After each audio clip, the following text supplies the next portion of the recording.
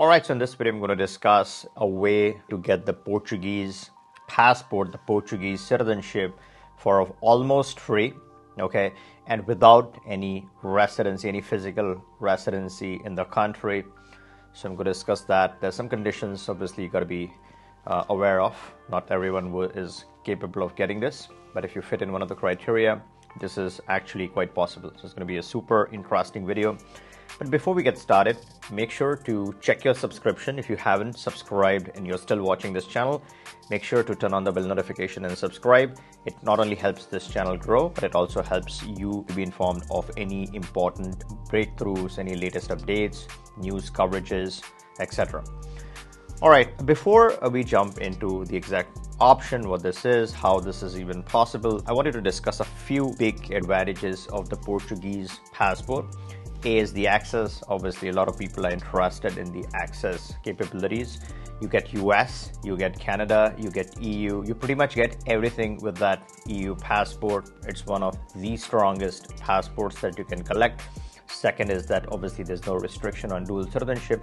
A lot of notable personalities, a lot of notable Americans have the Portuguese passport in their portfolio. It's a very, very useful, very strong travel document. So that is the first advantage.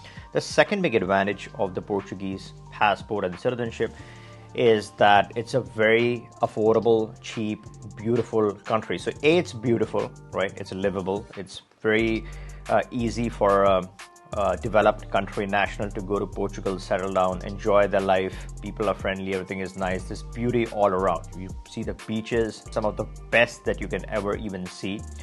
So from a beauty perspective, you're well covered with the Portuguese citizenship.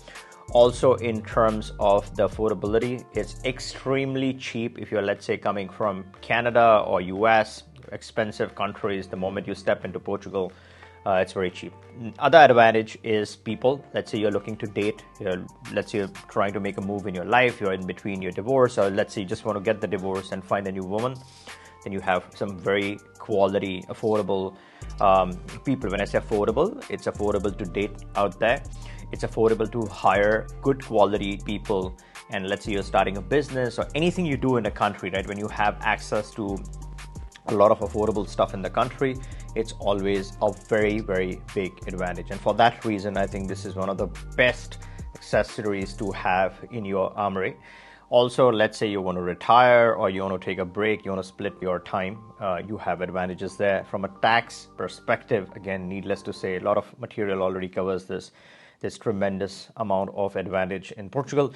Now, what is this way, right? The most popular ways out there are the Portuguese golden visa, which is obviously you purchase your property or you invest money in the country. One of the ways you qualify, and this is covered through a lot of material on my channel, so you can watch my other videos on the Portuguese golden visa. The latest breakthrough is that it has been restricted. A lot of people are thinking now not to look at that.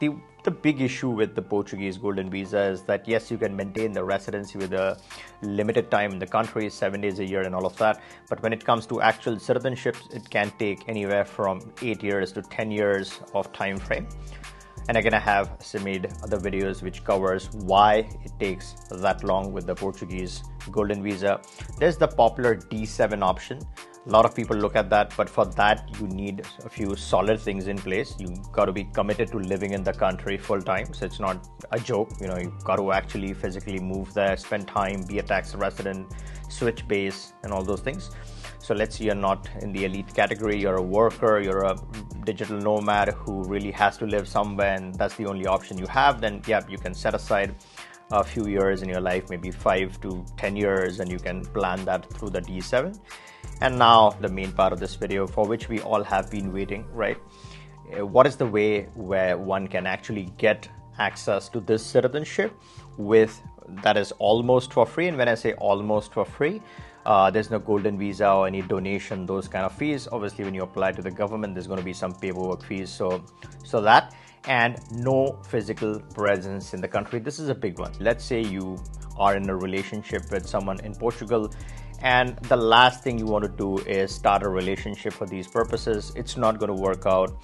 It's not that easy. There'll be problems. You'll get into trouble. But let's say you have a genuine relationship in the country, you already have it, or you fall in love with someone who happens to be Portuguese, either inside of Portugal or outside. Okay, now this is very important.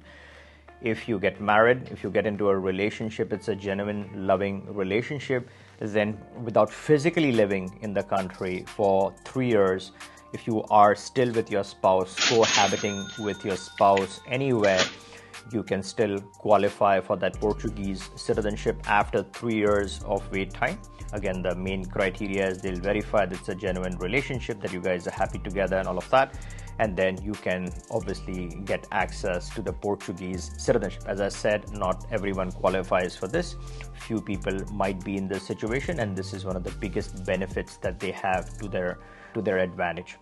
All right, I hope you liked this video. If you did, give me a thumbs up. Make sure you're subbed, and catch you in the next one.